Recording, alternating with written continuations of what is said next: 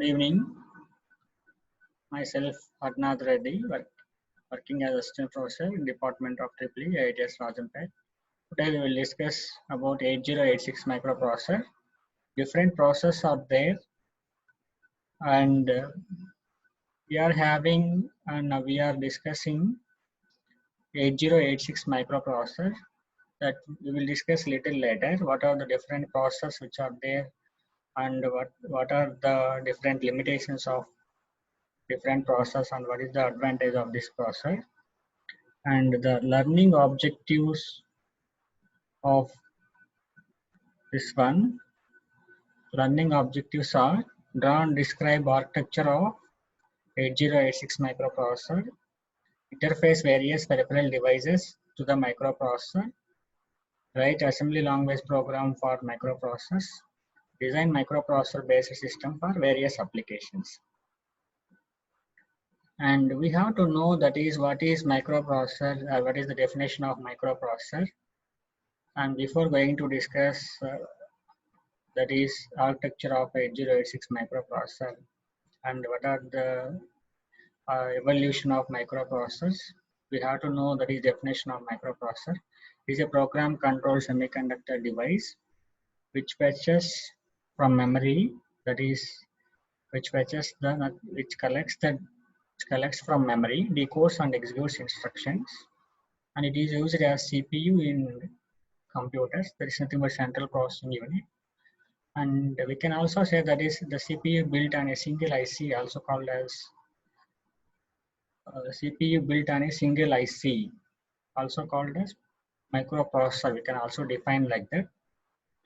And evolution of microprocessor. Microprocessors, there are different generations are there. 5 generations are there. But we are discussing here 8086 microprocessor. That 8086 microprocessor comes under which generation? We are going to discuss here. 5 generations are there. So out of 5 generations, first generation is between 1971 to 1973. That is PMOS technology, non-compatible with TTL logic, that is transistor logic, and 4-bit processors, which consists of 16 pins. And during 1971 to 73, different processors also introduced, that is 8 and 16-bit process. 40 pins are there, and due to limitations of pins, the signals are multiplexed during the first generation, whatever the process introduced. And during second generation, or coming to the second generation, the second generation is during 1973. That is 73 to 70 up to 77. 73 to 77. NMOS technology is used. That is the advantage of this one is previous version is that is during first generation PMOS technology is. Here NMOS technology is used, and this which is faster in speed, higher density, compatible with TTL logic. These are the advantages of this generation compared to first generation. And in this during this generation also, that is 4, 8, 16-bit processors introduced, which are having 40 pins are there. Different manufacturers introduced different processors during the second generation, and the ability to address large memory spaces and IO ports, and greater number of levels of subroutine nesting, and better interrupt handling capabilities compared to previous one. And Intel 8085 introduced 8085 processors, and which is 8-bit processor. Coming to the third generation, that is during 1978 to 79. During 1978 to 79, HMOS technology, that is hybrid MOS technology, metal oxide semiconductor, which is faster in speed, higher packing density compared to previous generations, and higher packing density also. which is 16-bit processors, and 40, 48, 64 pins are available and easier to program and dynamically relatable programs, and processor has multiply divide arithmetic and hardware and more powerful interrupt handling capability same as previous generation also, which are available in previous generation also. And previously that is better interrupt handling and more powerful interrupt handling here, and flexible IO port addressing. And fourth generation 1980. So in third generation, that is Intel introduced 8086 processor. That is the actual topic we are discussing here. So Intel introduced 8086 microprocessor during 1978 to 1979, which is 16-bit processors.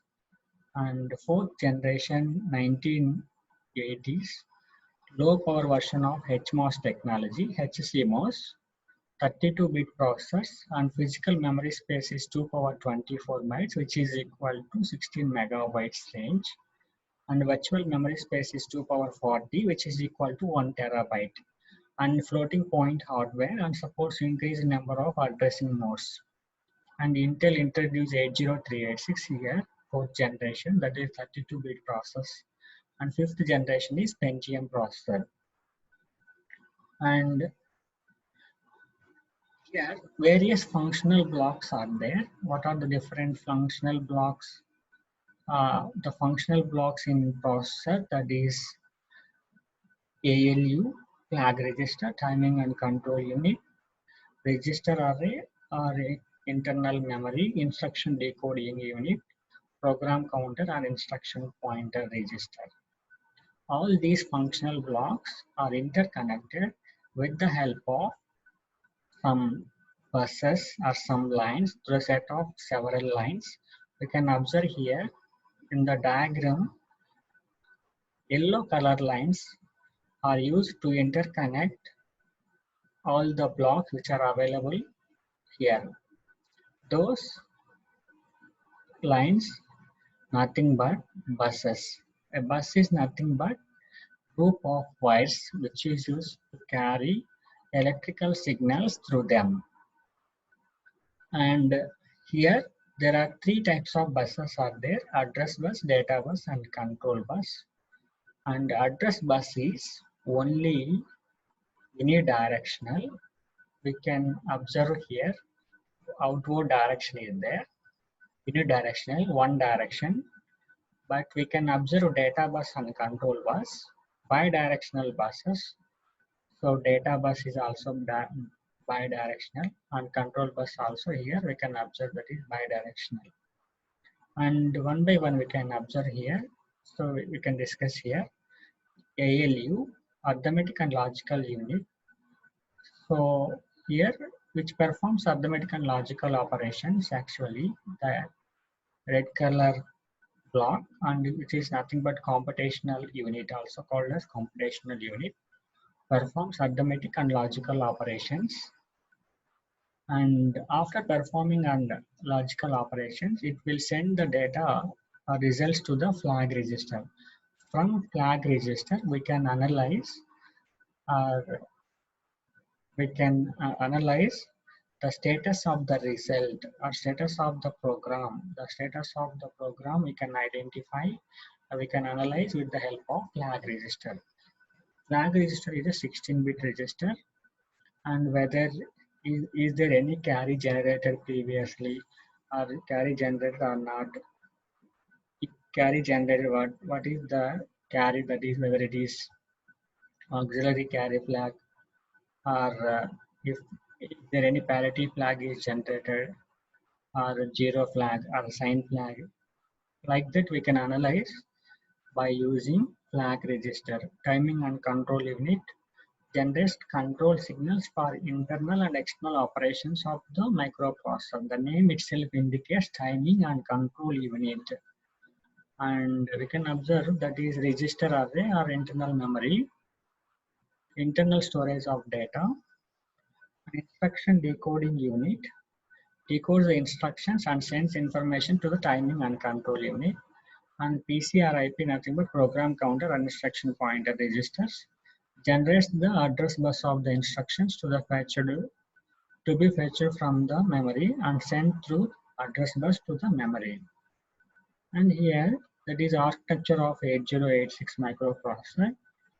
So this is the diagrammatic or pictorial representation of architecture of 8086 microprocessor. We can analyze microprocessor 8086 microprocessor architecture by using or with the help of this diagram. There are two parts are there. One is bus interfacing unit, another one is execution unit.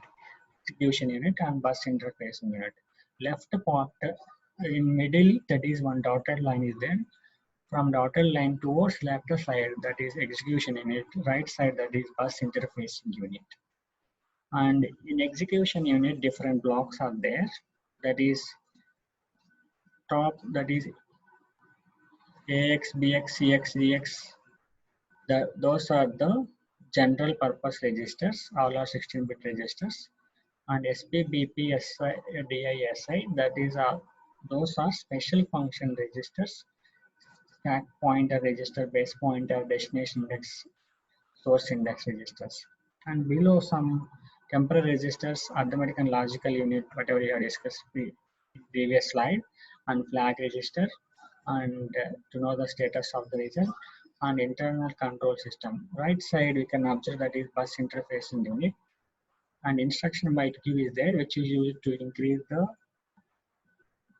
speed of operation of the processor. Nothing but how it can increase the speed of operation, nothing but if the processor is executing an instruction, during that time the external bus is free for some time. At that time, the external, that is the case in 8085, but in 8086, separate one instruction byte queue is there, instruction queue. The function of this one is, which is going to collect the, while the processor is executing an instruction, the external bus collects the one more instruction, one more byte of data from the memory, and it stores in the queue process, that is in queue structure, that is first in first out FIFO case.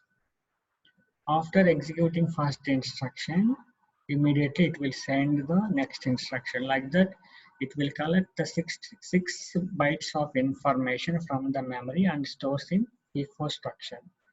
And some address generation block is there. The use of there is nothing but actually the address bus width in 8086 microprocessor is 20-bit and data bus width is 16-bit, and the address bus width is 20-bit, and here all the segment registers CS, DS, SS, ES all are 16-bit. So we have to represent all those addresses with the help of 20-bit, but all the registers are 16-bit. So we have to generate 20-bit value or 20-bit address bus. To obtain that, so one separate block is there, address generation block, and the processor will automatically generate the 20-bit, that we are going to call it as physical address calculations. And this is about the architecture of 8086 microprocessor.